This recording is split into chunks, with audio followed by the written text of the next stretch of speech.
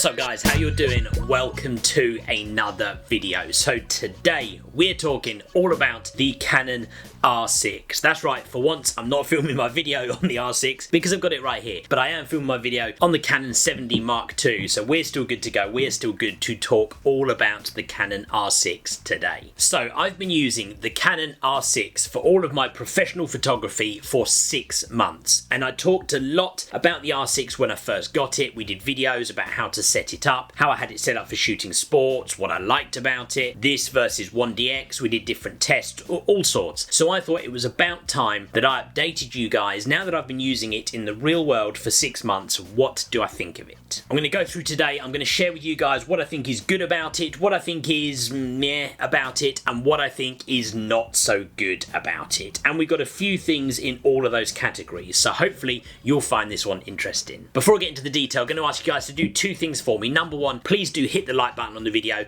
Helps me out loads. It helps YouTube's algorithm. They tell them that my video is okay. They share it to more people. And at the moment, they seem to be judging that more and more based on that like button. So if you want to say thank you to me for making a video, please hit the like button. Why don't you think about subscribing if you haven't already? Subscribe button's right there. Check it out. Future videos coming all the time that you might enjoy. So no more messing around. Let's get into this. The Canon R6. So anyone who's not familiar with this, just in case, this is one of Canon's new mirrorless bodies. They launched the Canon R5, Canon R6. The R6 is kind of like the little brother to the R5, I suppose. It has a lot of the same capabilities, but then at the same time, it is missing certain features from the Canon R5. The sensor, for example, this is 20.1 megapixels, whereas the R5 is 45 megapixels. A few video features missing, some bits like that, but overall, actually, and as I've talked about in my previous videos, I felt that this was the best camera for sports and the best camera for me at the moment. So we're going to start off with the good stuff, and then we're going to go through to maybe the not so good stuff, but we're going to start with the good. What do I like about this camera now that I've been using it all the time? And I think I should just quickly position that. I have been using it all the time. I think there's a perception based on some of the comments I've had on my videos and some of the questions I get asked through my Instagram pages, at Rob Samble Sport, by the way, if you want to follow me on Instagram to see a load of photos taken with this camera, that's where most of them are. But I think there's a perception that people think that I have my Canon 1DX, which I've got right here, and that this is kind of my go-to camera, and that this is my second sort of backup camera. And actually, that's not the case at all, and probably quite important that I position that now. I use these 2 cameras equally alongside each other. Pretty much every event I do, I'm shooting with 2 cameras. So for example, this week I shot a football game. I had this on my 400mm lens, and I had my 1DX on my 70-200 lens. If I shoot something like basketball, I'll still have the 70-200 on here, and I'll use the 24-70 on here. So this gets equal use. I use this for a bunch of my main photos, and a lot of my best photos over the course of the last few weeks have been taken with this camera. I'm going to share some of my favourite photos taken with the R6 towards the end of the video, so stick around. You'll better see some of those at the end if you want to see some like real life sample photos. So, seeing as we've got them both up here on the table, let's get into the first thing that I like, and that is the size and weight of this camera versus this tank right here. You can see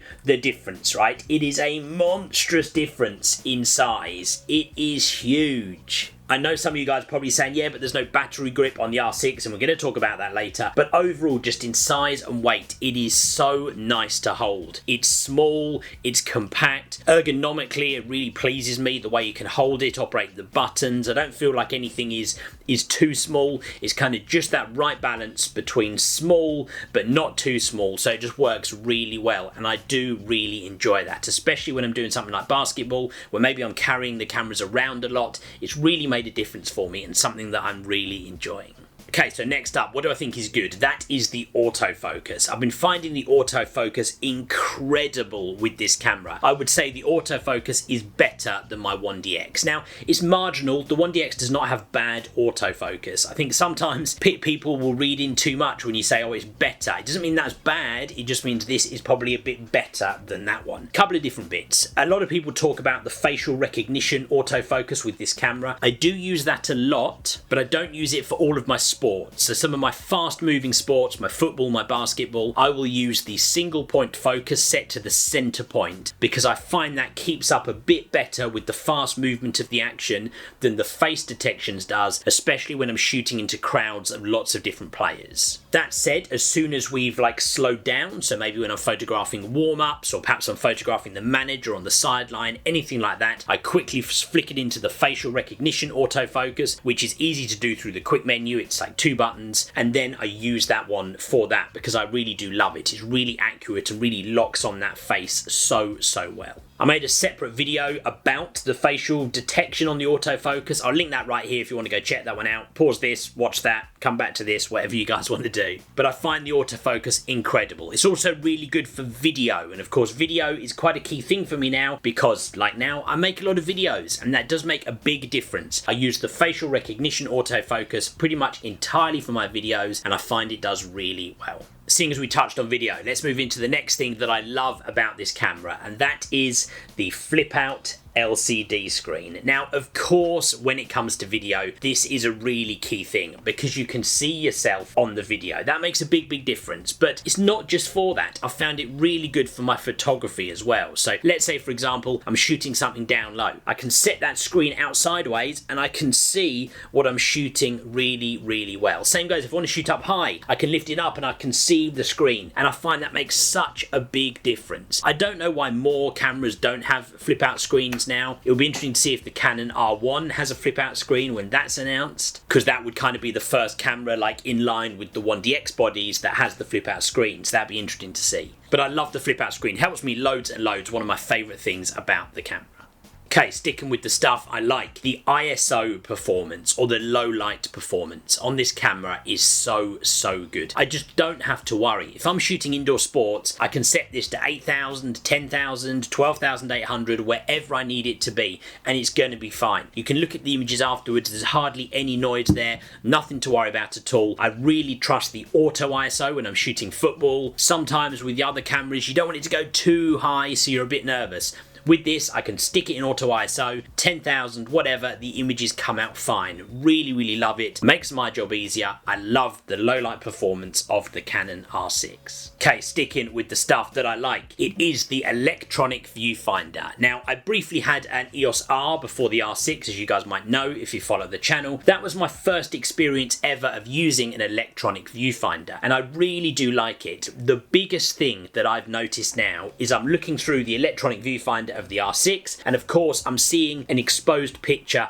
the same as the image I'm about to photograph. I then put this down, I jump onto my 1DX and I'm looking through, and of course I'm seeing a real picture. I'm not seeing the increased exposure that's going to be when I take the photo, and sometimes that throws me off. I look through this one, quickly back to this, and I think, oh, it's dark, it's not turned on or something. And of course it's not, it's just because my brain hasn't registered I've switched from an electronic viewfinder to the regular viewfinder of the 1DX. And all those benefits of the electronic viewfinder, the biggest one being exactly what I'm talking about, the fact that you can see a live picture with the exposure of the photo you are about to take, for me is so good. I really do enjoy it. I'll be honest, I was nervous about switching to an electronic viewfinder. I wasn't sure what I would think about it, but actually now I've used it for a while, I really do like it. It's a great electronic viewfinder on this Canon R6. Okay, what next do I like about this camera? And that is, kind of touched on this with the size, but it is the setup of the dials. I love the fact we've got the 3 dials, 4 dials really actually on this camera. The one here is the mode dial.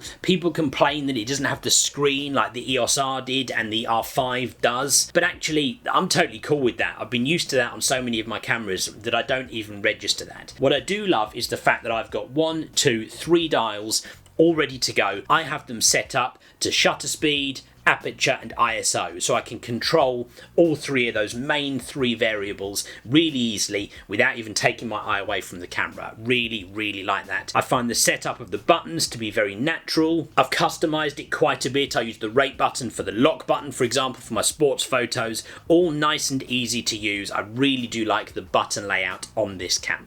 And last but certainly not least on the stuff I like category of this video is the video functionality of this camera. Now that's quite a big thing to me when I'm making my camera choices, right? I shoot a lot of videos now, I make videos every week for my YouTube channel, and of course I'm not, rich enough to have separate video cameras. I use my main cameras to shoot my videos too. And the EOS R is great for that. I talked about the flip out screen, but everything else too. I can shoot 1080p at various different frame rates, which I use for most of my videos, 1080p. I can shoot 4K. I can't shoot 8K like the Canon R5, but I don't really need that. And that's one of the many reasons that the Canon R5 comes with such a huge price tag. Cool, so that is pretty much a summary of the things I love. Of course, there are other bits too. I could talk about image quality, but that's kind of a no-brainer because with all these other things, I'm already telling you that the image quality is good. The price I briefly mentioned, that's actually a big thing. You can get this now for about £2,000 in the UK. £2,000 compared to the prices of the R5 and the astronomical price that the R1 is no doubt going to have. This is a huge amount of camera for £2,000. Right, enough of the good stuff. The length of the good list might probably give you a good idea of my overall feelings on this camera, but let's move into the meh stuff. What do I think is average? Not really good, not really bad, just kind of average. Got a couple of things in this category.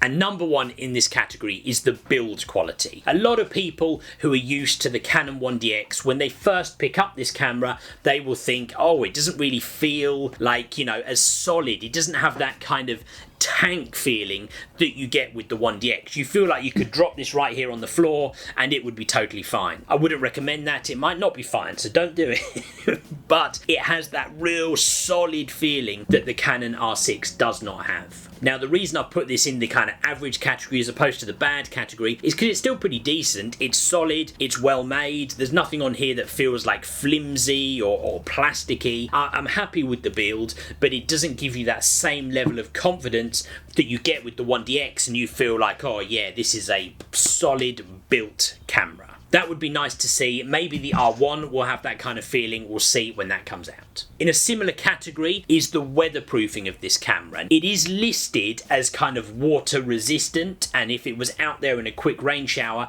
it would be okay, but it is not weather sealed to the same extent that the 1DX is. The 1DX really is good. I never do sit out in the rain. I always use rain covers just to be safe, but everything suggests you could sit out in the rain with this and it would be okay. Like I've just said though, I would never do that. I use rain covers anyway, so actually it doesn't make a huge difference to me unless maybe I got caught in the rain without my rain covers. Then it might be a problem, but hey, that would be my fault. Okay, sticking with this average category, and that would be the sensor size. This has a sensor 20.1 megapixels. If you compare that with something like the R5, which is 45 megapixels, it is a big difference. The reason I've got this in the average category is because actually that is plenty enough for me. I shoot all of my sports using this sensor and using a very similar size sensor in the 1DX. Never had any problems, never felt like, oh, I need more, information in that file. And in fact, I've got bigger prints using a sensor that's 20 megapixels or less. I've got a landscape photo that I took on the 1DX, printed up to about 40 inches by 30 inches on the wall of my house, and it's totally fine. You don't need to have these massive 45 megapixel sensors or 85 megapixels or whatever it is they're talking about with the Canon R1. Yeah, those things are nice if you're shooting weddings or landscapes or stuff like that, but it isn't essential. I find 20.1 megapixels absolutely enough. Bearing in mind, it's the same if you were to have the 1DX Mark III. In fact, I think it's even the same sensor between the two cameras, but I kind of put it in the average category because would it be nicer if it was a bit more? Yeah, maybe, but it's not bad. It's absolutely enough for me, so it's kind of in the average category.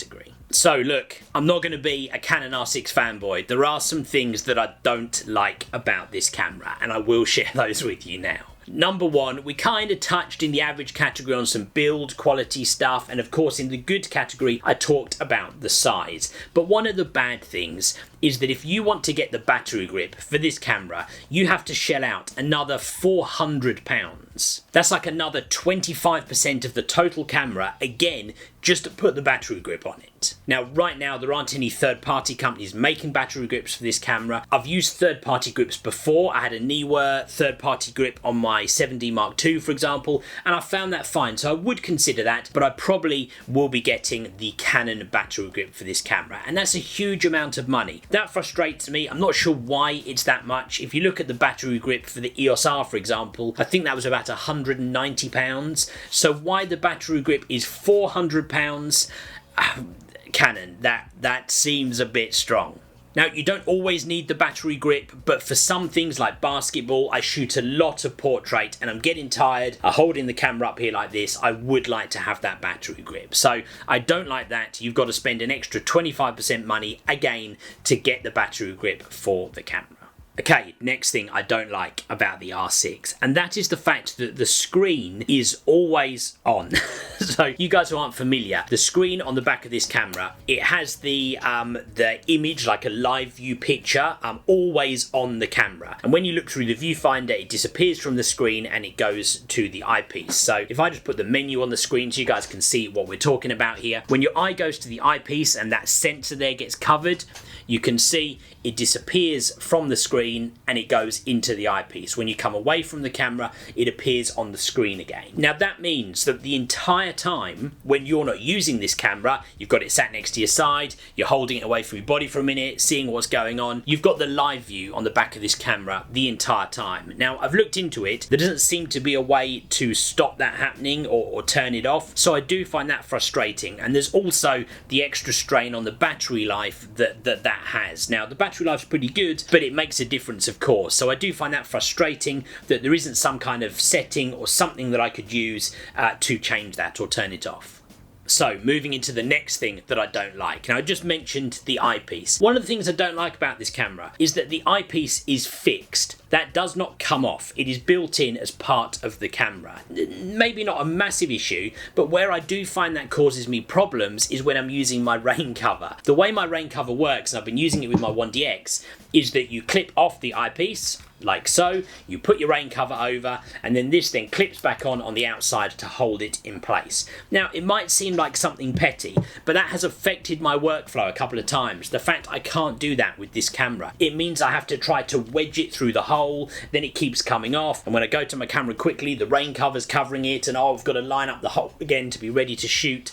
I found that frustrating. It's probably been designed as a good thing, but I'm not sure why. It would be nice if you could just clip it on and off, much like you can with pretty much all the other Canon bodies. And last but not least, let's move into the next thing I don't like about this Canon R6. And again, it's something that I have found affects my workflow. With the various ports on the side of this camera, you cannot plug a LAN network cable directly into the camera.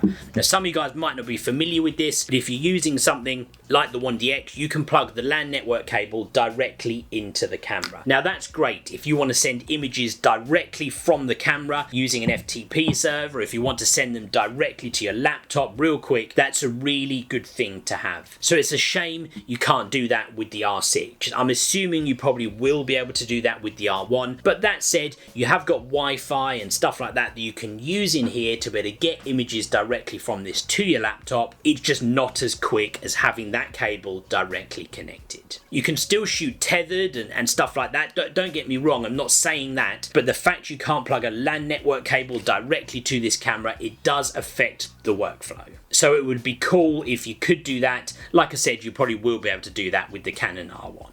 So that kind of sums up my experience. Overall, and you probably guessed by the length of the list, I'm really happy with it. And actually, my next move with my camera bodies will be to sell my 1DX and buy a second Canon R6. I'm not saying I'm going to rush and do that straight away, but that will be the next move for me. People might be saying, well, what about the R5? What about the Canon R1? Because it probably will be able to do all the stuff you're saying you don't like about the R6. Yes, it probably will, but it's also going to be about 4 times the price of the R6, and I do not believe that those things are worth 4 times the price. Even if I did, my budget won't stretch to that right now, so it is what it is, and actually sometimes you've got to tread that balance between budget and what's good enough versus what would be perfection. I've got a separate video coming about that real soon actually, so stick around for that one. I'm going to talk about price and quality of gear versus budget and what's good enough. So I hope you guys found that useful. As I said, stick around to the end where I will share with you some photos that I've taken with the Canon R6 over the last 6 months. Overall, my summary would be that I love it. I think it is really, really good, and I'm sure you guys will enjoy it too if you're using one already or if you're thinking about buying one in the future. If you did enjoy the video, if you found it useful, hit that like button for me. Make sure you subscribe if you haven't. Thank you very much for watching, and I will see you on the next video.